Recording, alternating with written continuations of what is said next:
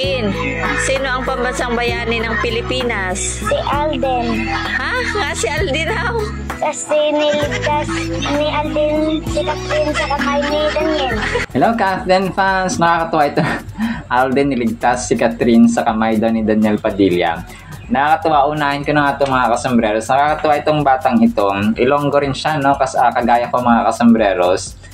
Sino daw yung pambansang bayani ng Pilipinas? Sabi niya si Alden. Na bakit, no? Si Ken, ang pantay Ken. Sabi niya si Alden. Kasi niligtas daw ni Alden si Catherine sa kamay ni Daniel Padilla. Sobrang tawa talaga ako dito mga kasambreros. Medyo matagal na siguro itong video na ito, pero kanina ko lang nakita.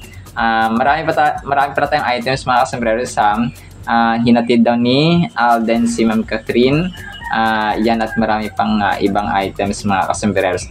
Naisip ko, yung musmos na batang ito ay dito, parang may point siya talaga, no? Imagine natin kung hanggang ngayon mag-on pa ang Katnel. Tapos, yun, nagdurusa pa rin si Ma'am Catherine, nakakulong pa rin siya sa kamay ni Sir Daniel Padilla. So, hindi naman natin sinasabi na masamang tao talaga si Sir Daniel Padilla. Pero, andun na yun, no? Parang napatunayan na how many times may mga audio, may mga audio na resibo pa, no? Na pinost din ni na Ma'am Naybara Lopez, at saka basta maraming mga items sa mga nagsilabasan mga kasambreros na nag-cheat nga si Daniel Padilla. Tapos yung tipong susuntukin si parang walang kalayaan, no, si Ma'am Catherine, no? Parang yun yung term mga kasambreros na pwedeng gamitin kapag yun nga, sa public sila, na yung time na parang susuntukin si Ma'am Catherine. Tapos may mga times na napipikon si Sir Daniel Padilla.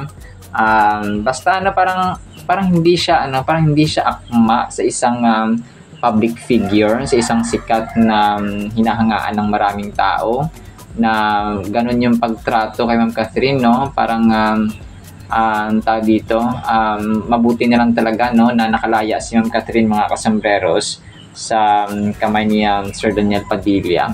So, and ngayon nga, nakita natin na blooming, nag-grow, at saka mas madaming endorsements ni Taquilla Queen mga kasambreros. Talagang nakita natin yung, parang basta iba yung glow ngayon ni Ma'am Catherine mga kasambreros. Napapansin nyo naman, naging number 1 na endorser sa babae, and then si Sir Alden naman number 1 na endorser sa lalaki. So, pareho sila, no? Talagang bagay sila mga kasambreros.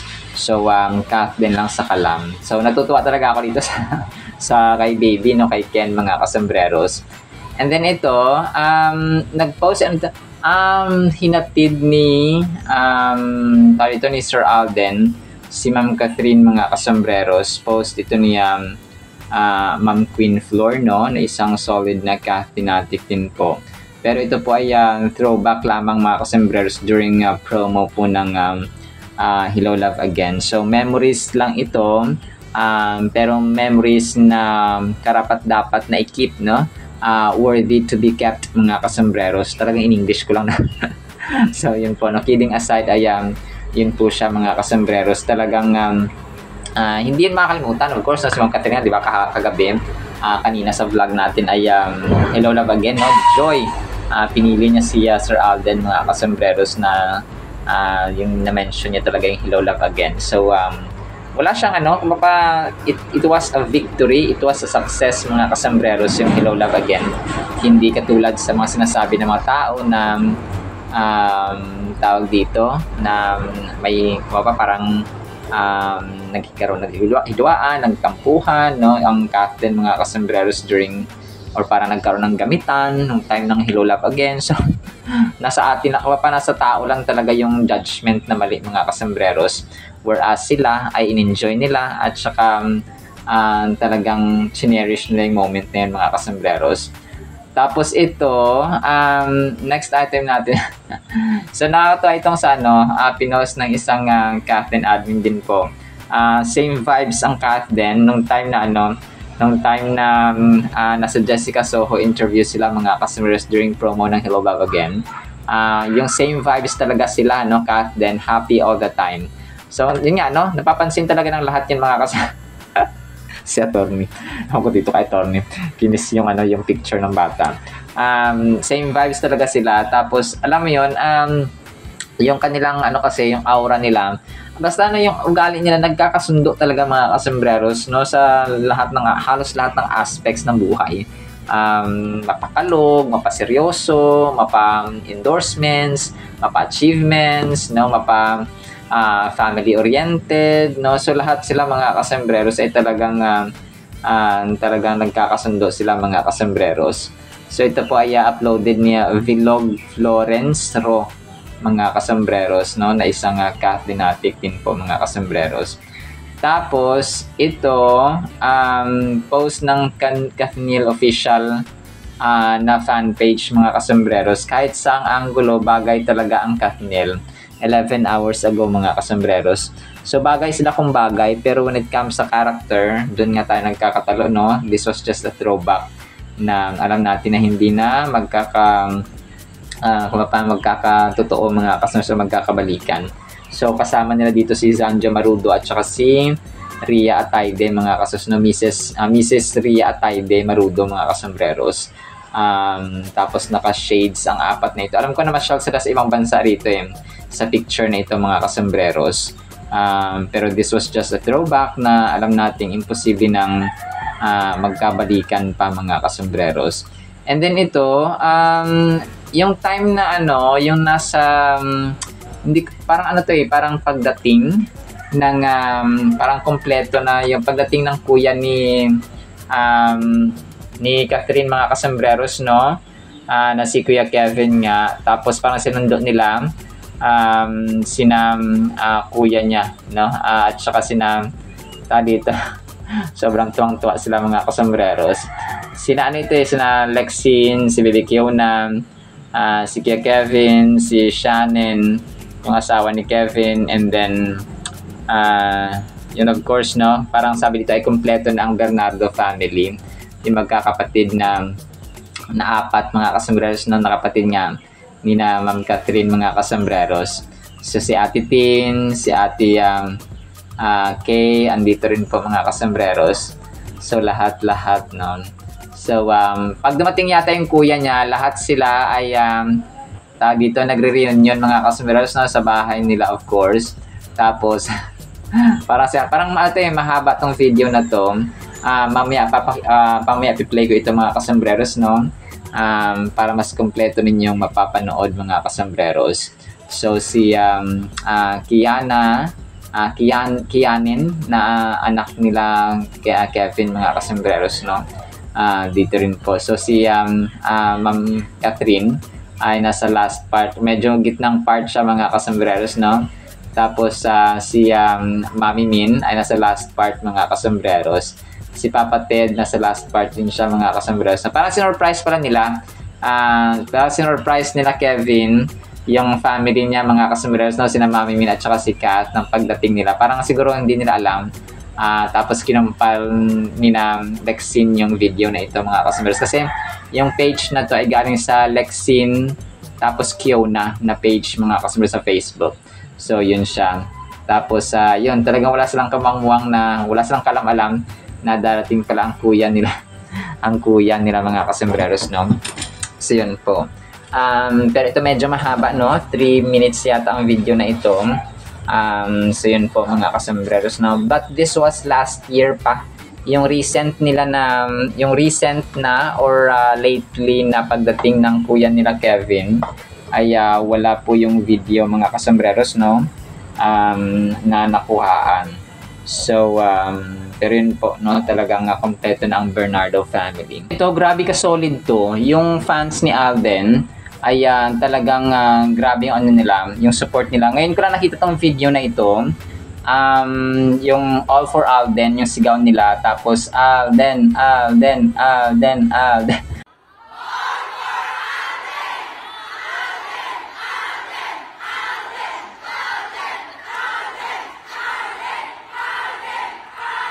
So grabe solid talaga, no, Alden from Rizal, iba't ibang panig yata ito ng Pilipinas na mga fandoms ni Sir Alden, mga kasembreros.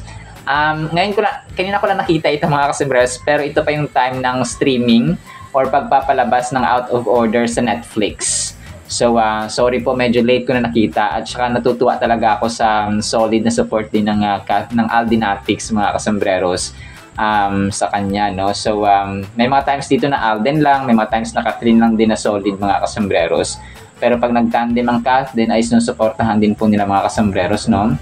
And then ito, grabe rin ito, mga kasembreros, sobrang bait ni Sir Alden dito. Yung time na na di ba nagbababay na siya, sa McDo ito, no? Ito pa yung time na World Egg Day ng McDo, mga kasembreros.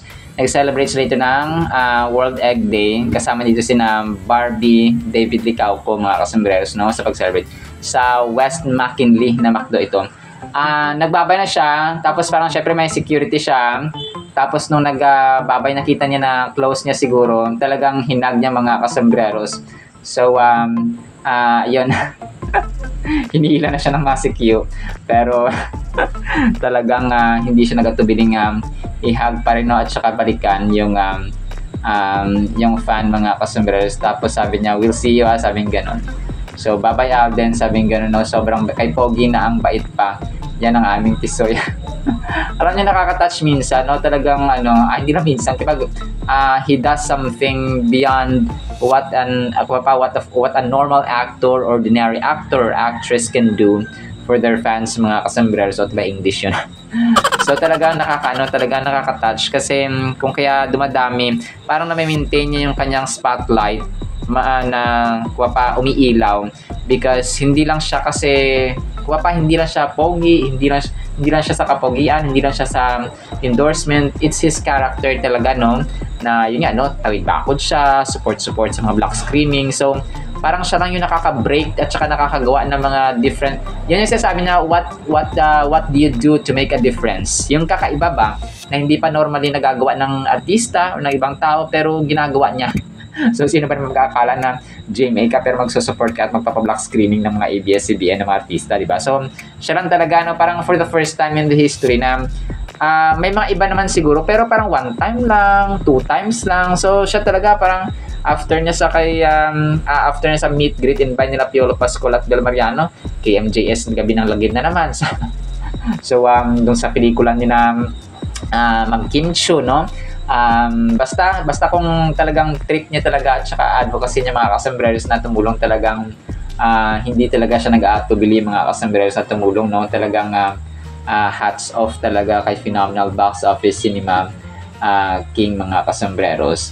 And then ito, so na-confirm natin na yun na, Christmas decor pala yung ginagawa ni Ken ng Ken Creative Designs, mga kasembreros, no? Doon sa kanya, kasi nag-post siya kanina, Ken Creative Designs, good morning, let's go. Tapos doon nga sa McDo ni Sir Alden, mga kasembreros, sabi niyan. Tapos ay ang iniisip ko dito, gagawa na naman siya dapat ng Christmas decor sa Bernardo, sa Casa Bernardo at saka sa Fulkerson Residence, mga kasembreros. So hoping na gagawa ulit siya kumparing Ken ng mga Christmas decorations, mga kasembreros, sa dalawang bahay na ito, no? Fulkerson and Bernardo families, mga kasembreros. And then ito, next item natin, si Ma'am Catherine, kasama ito yung isang fan. Nasa gym sila, mga kasembreros, no? Hindi ko lang alam kung sino tong kasama niya. Ito ba yung coach niya dati, mga kasembreros? Tapos comparison din ito ng pictures na Alden ng birthday ni Ma'am Catherine, nung nasa kotse siya, naka-white sila na twinning, and so on, mga kasembreros, no? So Kath then forever, nakakatuwa naman si Kuya. Parang random lang ito na pictures or video, mga kasembreros, pero nakakatuwa lang. So nga, no, yung sa last part, twinning yung kanilang stripe na white na damit, mga kasembreros. So marami naman talaga silang twinning, mga kasembreros. Nag-usap sila sa pamamagitan ng kanilang mga outfits, mga kasembreros. And then ito, so ang BDO ni Sir Alden, of course, no, ay nag-post ng panibagong photo. Sabi niya dito ay online account opening, open an account everywhere, anytime. Digital innovation in the branch. So, BDO. Si Sir Alden dito ay naka-dark blue ang kanyang kulay ng kanyang damit, mga kasembreros. Tapos ay may further instructions actually ang BDO Unibank dito eh. Open a savings or checking account at the comfort of your own home or wherever you are. Banking is now easy, simple, and secure. Hashtag BDO Unibank, hashtag BDO We Find Ways, hashtag BDO Digital Innovations, hashtag Alden Richard. So BDO is regulated by the Bangko Sentral ng Pilipinas. So kahapon ito mga kasumers, hindi ko siya nasali. Tapos yung, hindi ko alam, parang hindi pala siya natuloy kagabi, yung live na casino ni Sir Alden, Casino Plus or Bingo Plus si Sir Alden. Yung mga pinost lang dito yung mga teaser photo, mga kasembreros. Meron ditong isa, play anywhere, win everywhere, over 1 million pesos worth of prizes. Tapos Merry Christmas, no, sabi dito ni Sir Alden sa Bingo or Casino Plus, mga kasembreros. Naka-dark siya dito na tuxedo, tapos may polka dots na white. Tapos yun, pero inabangan ko rin yan kagabi, yung live niya, or may upload ang casino pero wala eh. So siguro hindi na tinuloy, mga kasombrers and mga Cathinatics, no, yung game kagabi na sinasabi ng casino, mga kasombrers, or Casino Plus or Bingo Plus. And then ito, ang cute nito kasi Alden kasama si Riza, no, na kanyang kapatid, mga kasembreros. So Alden with his sister Riza, mga kasembreros. Nakakatuwa kasi it's really a blessing, no, na magkaroon ng isang Kuya RJ sa kanilang pamilya, mga kasembreros. RJ kasi ang kanyang tawag din talaga sa kanya, mga kasembreros. Dito ay nakayakap siya, no, kaya Riza. Talagang physical touch ang isa sa mga love languages ni Sir Alden, mga kasembreros. Ano siya, maka physical touch, akbay, tap, hug, no, ganun siya, mga kasus, no, pag physical touch ang isa sa mga love languages mo, mga kasembreros. Tapos si Mixed Gel ay nag-congratulate din sa Kath din, no, sa kanilang 4 hours ago, no, 4 na oras na nakalilipas. Tinagalo ko talaga. Sabi ni Mixed Gel, Royals of the Big Screen, congratulations Catherine Bernal na Alicia, our 2025 Tequila Queen and King for Hello Love Again. So tapos pictures ng Kath din, mga kasembreros. Tapos si Mida Basilio, sabi dito, pinagtanggol niya, no, kasi nga binabash si Ma'am Catherine sa pagiging sakang, no, pagiging yung nadi-deform yung kanyang mga paa. Ako po ay sakang din po, mga kasembreros, no. Share ko lang naman. Sabi dito, sakang, no, tapos exclamation point. Iyan ang palaging binabato sa kanya. Nakakahiya na paulit-ulit niyang sinasabi ang isang bagay na matagal nang walang saysay. While bashers recycle the same tired line, Catherine keeps winning, growing, improving why she's on a different level. So yun, no, talagang pag binabato ka daw, ay hayaan mo lang sila, mga kasembreros, no, kasi parang mangga, pag maraming bunga, talagang babatuhin ka. So siya, habang binabato, mas lalong dumadami ang kanyang endorsements at saka projects, mga kasembreros. So siya na lang siguro ang umaayaw, no, sa kanyang mga sa mga kontrata na gusto siyang kuhain, mga kasembreros.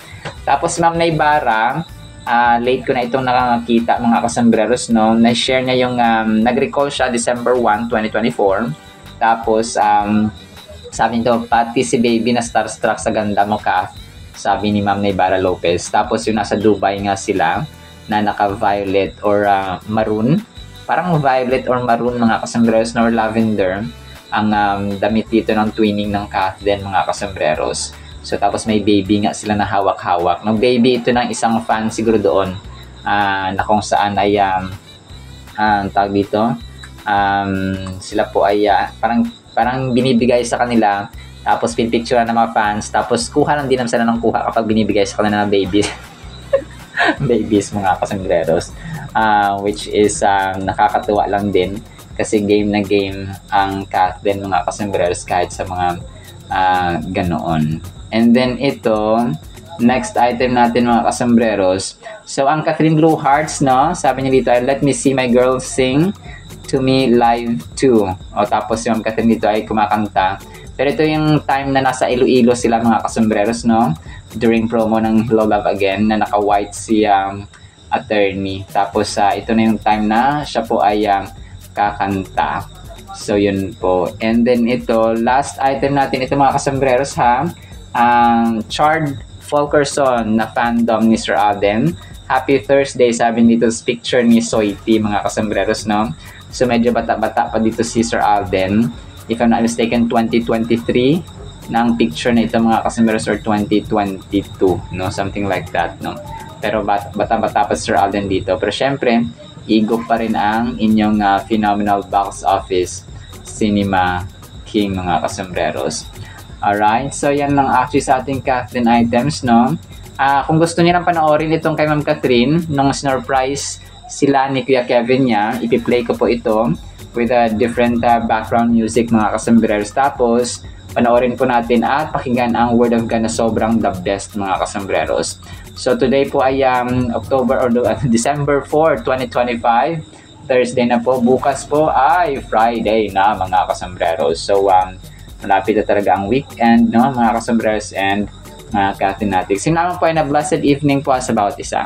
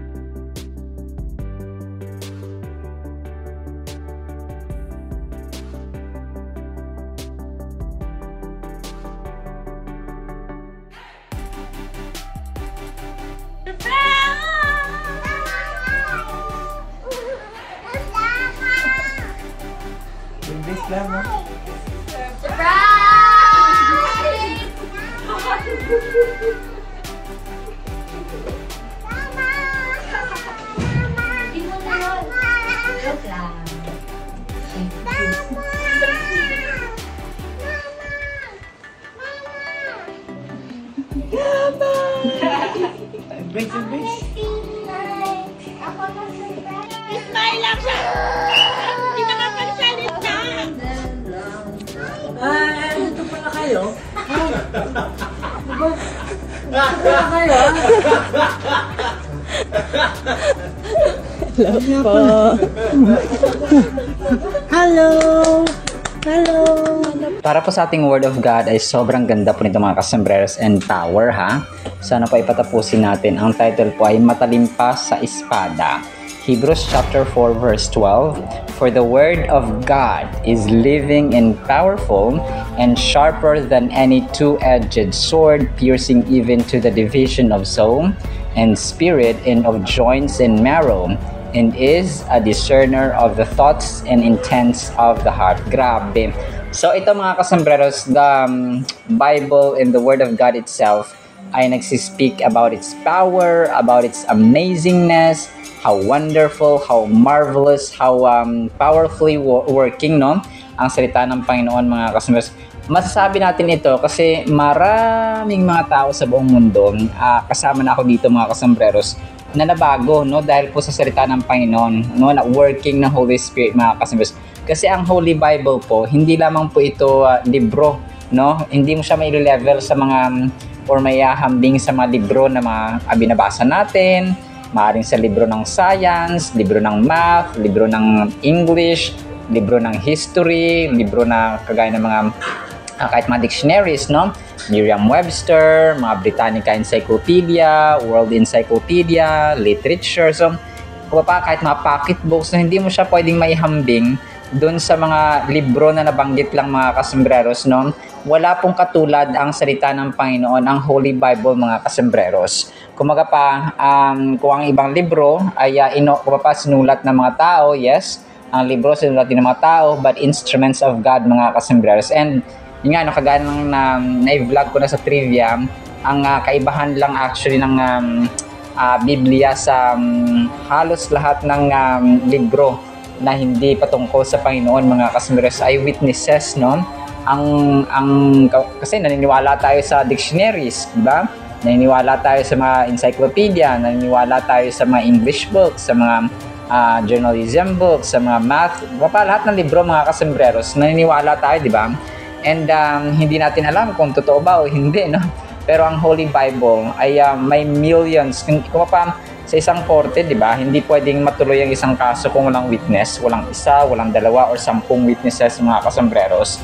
Sa Biblia, hindi lang po 500, hindi lang po hundreds ang pinag-uusapan, hindi lang po thousands of witnesses mga kasembreros ang naging testigo at naging parte pa ng Biblia. Kumaga pa millions mga kasembreros. Imagine nyo ito, isang example lamang. Sa time ni Moises ay pinangunahan niya ang almost 3 million people na mga Israelites mga kasembreros. So hindi pa dito kasama ang mga hari, ang mga hukom, ang mga prophets, ang mga ordinary people na naging part mga kasembreros, yung mga iba't ibang lahi sa buong mundo. Na-mention dito yung Lebanon, Egypt, Syria, sa Europe, sa Asia mga kasembreros, no, from the time of sa time pa lang ni Moises, sa time ng mga judges, sa time ng pagdating ni Lord Jesus Christ mga kasembreros, na kung saan ay milyon-milyon, halos buong mundo ang naging witness mga kasembreros ng pagkamatay ni Lord Jesus Christ sa krus ng Kalbaryo, na yung mga disciples, no, yung mga nakasalamuhan niya, yung mga nakita siya mismo mga kasembreros eye to eye, no, face to face, nakasama nila at nagkaroon ng personal na contact sa kanya mga kasembreros. So doon pa lang sa witness wala mga kasembreros, isang katutak na kumaga pa masabi natin na, kasi di ba maraming mga tao hindi naniniwala sa Biblia, sabihin nila, tao lang naman ang sumulat niyan, tao lang naman ang gumawa niyan, so hindi dapat paniwalaan, and so on and so on. So tao nga ang gumawa, kasi kapag ang Diyos ang gumawa, naku po, kidlat ang lalabas na sulat. Kapag kidlat ang ako pa sa time ni Moises, yung 10 Commandments, so kapag si Lord mismo ang sumulat ay kidlat. So pag kidlat, kailangang bato ang kanyang susulatan mga kasembreros, yung 10 Commandments niya. So imagine niyo, bato, dadalhin natin mga kasembreros dahil nga dito yung sinulat ng Panginoon. So he used, siya yung nag-reach out, siya yung nagpakumbaba mga kasembreros para gumamit ng tao so that magamit din natin sa level ng tao, which is the Holy Bible nga natin ngayon mga kasembreros. So, and kung kaya nag-matter talaga dito yung faith mga kasembreros, na yung pananampalataya, yung paniniwala mo ba? Kasi kung hindi ka naniniwala sa Diyos, hindi ka naman naniniwala sa Biblia, no? Kung hindi ka naniniwala sa Biblia, hindi ka naman naniniwala sa Diyos. So, ganun siya mga kasembreros. So, kung kaya yung faith ay napakalaking bagay, it's very important mga kasembreros na meron tayong pananampalataya sa Diyos at paniniwala sa Kanya, no? Pananalig sa Kanya mga kasembreros. So, ang verse na ito, Hebrews 4:12, ay nag-invite sa atin na let's reflect deeply, no, ng malalim mga kasembreros sa significance at kahalagahan ng salita ng Panginoon mga kasembreros, and how it works or operates in our lives. The first thing we notice is that the Word of God is described as living and active. So, ano siya? Para siyang tao, no? Para siyang living material mga kasembreros na nagtatrabaho and powerfully working, no? This means that this is not just a historical document or collection of ancient writings. The Bible is vibrant and works actively in our lives today, changing us from the inside out. It is a source of wisdom, guidance, truth mga kasembreros, in all good attributes, and even yung mga punishments ng kasalanan mga kasembreros that God uses to connect with us and reveal His will sa ating buhay. So, imagine nyo, no, kung wala ng Biblia mga kasembreros, magiging bulag ang mga tao sa katotohanan, sa kung gaano tayo iniibig ng Panginoon, kung gaano tayo minahal mga kasembreros, that He sent His only only begotten Son mga kasembreros, Jesus Christ, kung paano dapat mamuhay.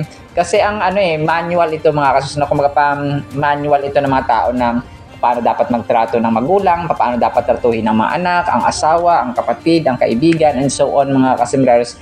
And guide natin ito ba, na kung saan ay kapag wala tayong guide sa buhay, pag wala tayong pansinin natin yung yung tao walang prinsipyo sa buhay. Kapag ano lang yung sinabi mo, ano yung udyok ng kaibigan or udyok ng barkada, ano yung udyok ng sinabi ng mga kagrupo niya, susundin niya rin yan mga kasembreros, because hindi niya alam ang tamang prinsipyo, yung katotohanan mga kasembreros, na mali pala yung paglalasing, no? Mali pala yung pag-a-addict, no? Mali pala yung kawalan ng panahon sa Biblia, na masinuna natin yung pleasure, yung immorality, yung maka-sexual intercourse lang, okay na, no? Without any marriage, mga kasembreros. So, yung pagsisinungaling and so on, mga kasembreros, no? Paano ba itrato ang kaibigan, no? Ang magulang and so on. So, kapag wala ito, ang tao madaling maudyok, mga kasembreros, ng kasinungalingan, no? Ni Satanas, because Satan is very, very clever, no? Kapag siya po ay tuso, siya po ay maalam, o pa-expertise si Satanas, mga kasembreros, ang linlangin at lagyan ng kasinungalingan ang isipan ng tao, especially mga kabataan, which is marurupok, mga kasembreros. When we look closely at the imagery used in the passage, we see that God's word is a sword, no? Espada, mga kasembreros, no? Kaya ang title natin ay mas matalim pa sa espada.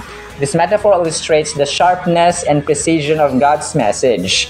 Just like a sword can cut through layers, exposing what lies beneath, the word of God penetrates our hearts and reveals our inner thoughts and intentions. So, kagaya nga ng espada, na di ba ginagamit ng espada pamputol, no? Kasi nga matalim siya, mga kasembreros. Ganun din po yung ating pagkatao. Kumbaga pa ang salita. Kasi hindi mo malaman na mayabang ka pala until you encounter the word of God. Hindi mo alam na nagkakasala ka pala sa pagmumura until you are being corrected by God, no? By the word of God. Hindi mo alam siguro alam naman natin ang pangalunya, kasalanan, kasi nakita natin sa social media, sa balita, and so on. And yung prinsipyo na yung katuruan ng magulang, and so on. Pero iba kasing impact kapag ikaw ay parang diretsyo or rekta na kinokorek ng salita ng Panginoon, na sabi ng, akin to, akong kinokorek dito. So, parang sampal ba, no? Sampal na may kasamang pag-ibig, mga kasembreros, ang salita ng Panginoon na kinokorek tayo, tinatama tayo, but in a loving and nice way, mga kasi. Sometimes, makita natin at mababasa natin na harsh ang Panginoon, mga kasi, especially during Old Testament, sa talagang makasalanan, mga kasembreros ng mga tao. And yung grace ang ibabaw pagdating ni Lord Jesus Christ. But still, the discipline, the rebuke, mga kasembreros, the radical love, ay dapat pa rin nating sundin, mga kasembreros. So, it separates what is true from what is false, confronting us with the motives and intentions, or our motives and desires, mga kasembreros. This is not merely about exposing wrongdoing. It also encourages us to come to God with our struggles and questions. So, yun. All-in-one ang Biblia.